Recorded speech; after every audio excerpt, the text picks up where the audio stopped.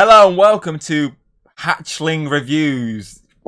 Basically, bite-sized reviews of movies or TV. If we, can be asked to sit through an entire TV show to do a bite-sized review on. To kick us off for this new show, we're going to be looking at The Invisible Man that was released in 2020. It is a really entertaining film.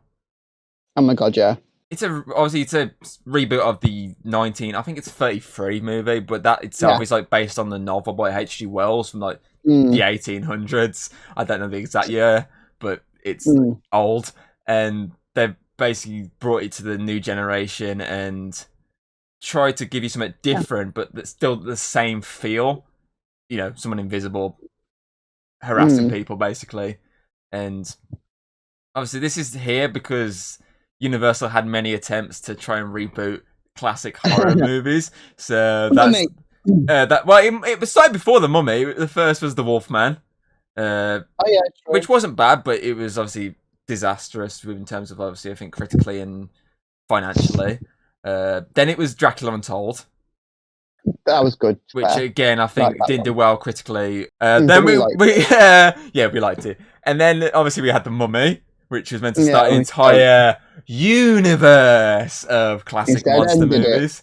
It ended it because of financial and critical panning.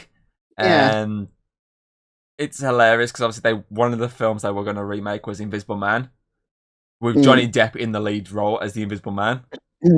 And The Mummy killed that idea. But instead we got this, which I'm kind of glad we did because this film is just amazing. It's so good. Yeah, definitely. And if you've never even heard about what Invisible Man is, this would be a very mysterious kind of film to watch, because it doesn't we won't say much, but we would say it doesn't start off like what you would guess as a classical horror film. Yeah, I think you said it best. It's self-contained. Is that, and the fact that when you first start watching it, it's not pointing out these Invisible Man aspects. It makes it look very more like a ghost story, like something like poltergeist sort of situation. Before eventually, obviously revealing, oh no, it's Invisible Man. So it builds up to it nicely, because it takes a while before it fully kicks in. Obviously, that it's obviously an Invisible Man, not a ghost. Yeah. But it does it really well. The build up, it's really suspenseful, slowly easing you into bam, Invisible Man.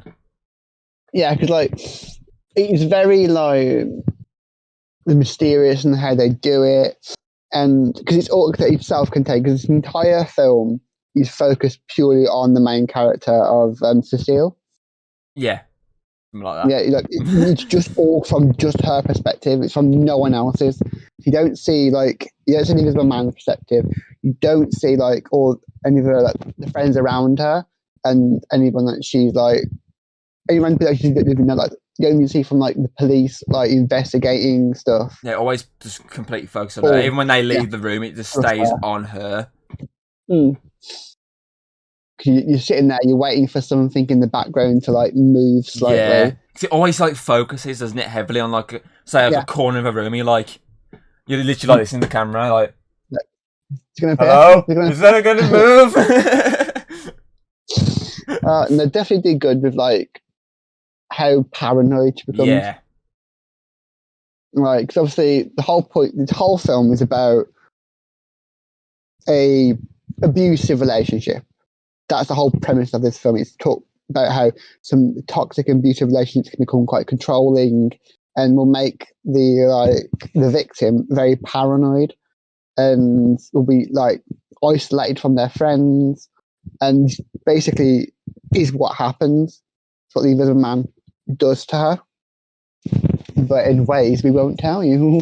Yes, that's what I like with this. So obviously, it's a bit more grounded than obviously the actual Invisible Man tag. As I said, it's as I said to you, the Invisible Man obviously is to do obviously the potion, isn't it? And this is obviously more technology based. It's more modernized and more realistic in reality. This is how it's done instead of this, which I like. It definitely brings this edge to it, and I feel one of the things that helps with this movie is its soundtrack. It's so suspenseful, edgy. It is a really good soundtrack. Yeah, and definitely the camera angles as well. Yeah, because it's only focused on her. When it goes away from her, you start worrying that there's something there. Yeah. You're focusing on that. And when it goes back to her, you're like, oh, it's more of a. It keeps you all on your toes and suspenseful. And there's definitely an era of like, whenever like there's a scene where like she falls unconscious. We won't say why, but when it focuses on her head, heavily it on the moves face with her, so it kind of makes you disoriented, like she's being disoriented, and that's quite like fun how they do that. It's interesting, and you are entertained throughout the thing, even though it might seem like, oh, there's a lot of quiet, a lot of nothing going on, but it's more of you're waiting for something to happen, so you're suspenseful, so you're entertained, your focus is on the film, so you won't be bored watching it. I can tell you that now. Yeah, I think he took a lot of obviously the camera techniques Lee went out from his film Upgrade, because that does a lot of like fully focusing on like someone's like specifically his face. Like, there's a whole sequence in that movie where it's like a fight scene, but the camera always like stays on the one character. It doesn't really cut away from him, and every time he moves, the camera moves with him, because it's like they've got like a. I think in that he had his phone in his pocket, so they tracked his phone and specifically like targeted that to allow him to focus on him, which I'm assuming is something they maybe have done with this as well. Like he took some of the aspects he did from that film into this film, because these two. But that's the thing with. These two back-to-back films are sort of Leigh Whannell's breakout, like, directing movies. Because he did, I think it's Insidious Chapter 3, I think he directed. He was in all 4 movies, but I think he directed the 3rd one. But that's nothing in comparison to the 2 he did later on, obviously Upgrade and Invisible Man. Both very similar in terms of concept, always single focusing on one character, and obviously their trauma from something happening. Yeah, and obviously there's a load of stuff going on. They're very similar styles of movies, and as I agree with you, this is definitely one that won't get you bored. There's a lot going on. There's a lot of scenes drawn out. Like you edge your seat, like is something going to happen here? Is something not going to happen here? And there's even a lot of action in it, which draws you even in more. Obviously, I won't say too much, but like one of my favorite sequences is obviously the sequence you get later on in the film in the hospital. Where there's a lot going on there, a lot of action, which is really, really good. But I won't obviously say too much because I don't want to spoiler, so I'm going to shut my mouth. I think, like, what I like about it is just how, like, everything around the main character is just going downhill. Yeah. But it ends in such a way that you feel like so triumphant. Yeah, it's it's very. Some of these films that end in ways it's like not really satisfied with this ending, but this one's definitely one that satisfies you at the end. You're like, yeah, you're literally standing up, clapping. I love how like every little subtle thing that was placed in the film, it all comes to an full end, circle. Like, a lot of the focus you get early on, it's like, oh yeah, you need to really focus on this because it's going to be a big part later on, which is really cool. I think, definitely. I think with this film, I swear, this when we did the Chat Cave Awards last year, and obviously I did my own award bits when I gave like movies and TV that I liked in the year. I swear this is the one I gave like my award to. I think I swear this was my favourite movie of last year.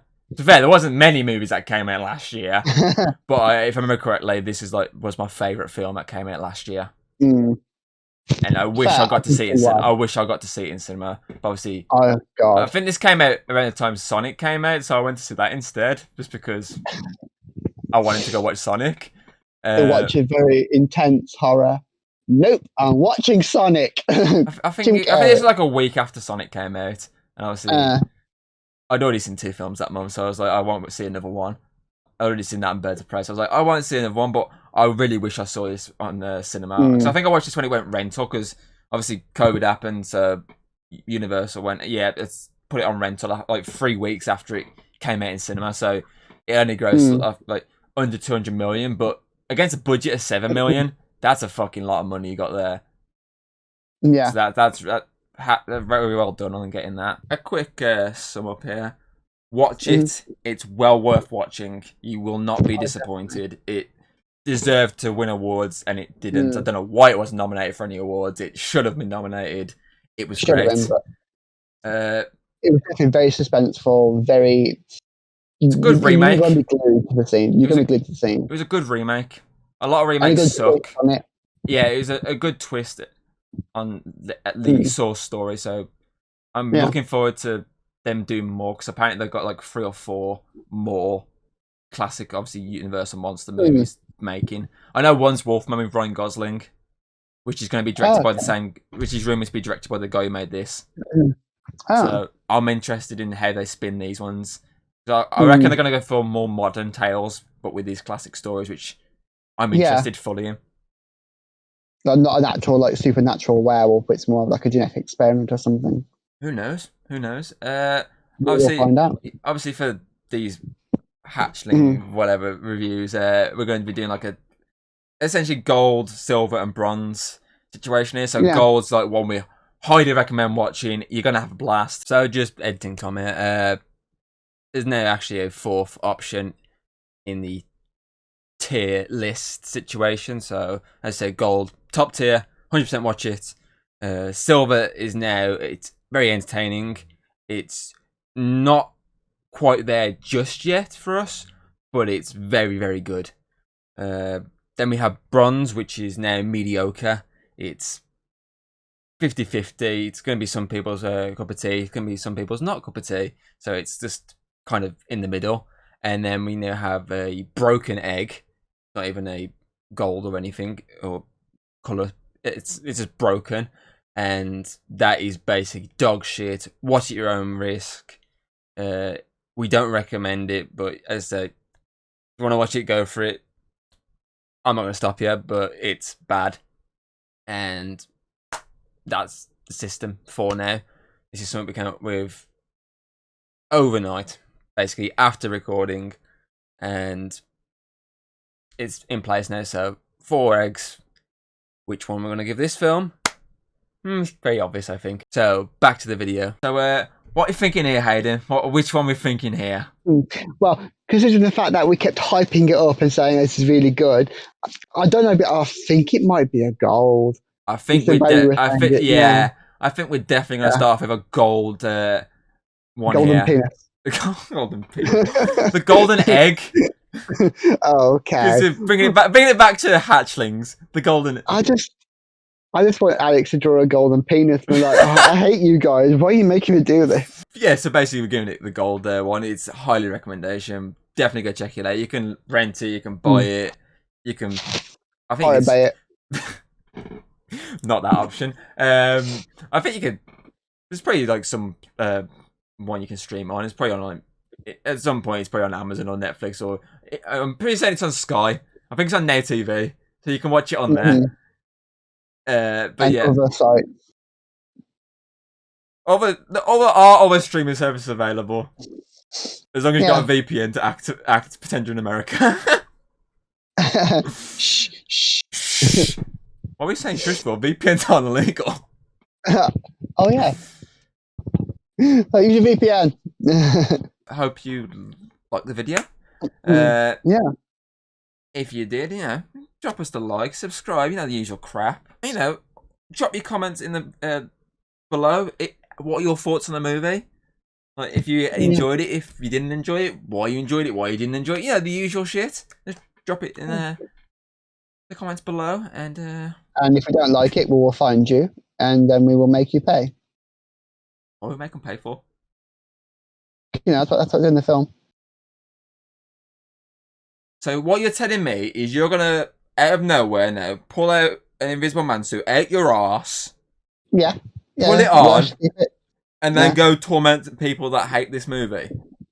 Yeah, obviously. That's dedication there, and I respect that.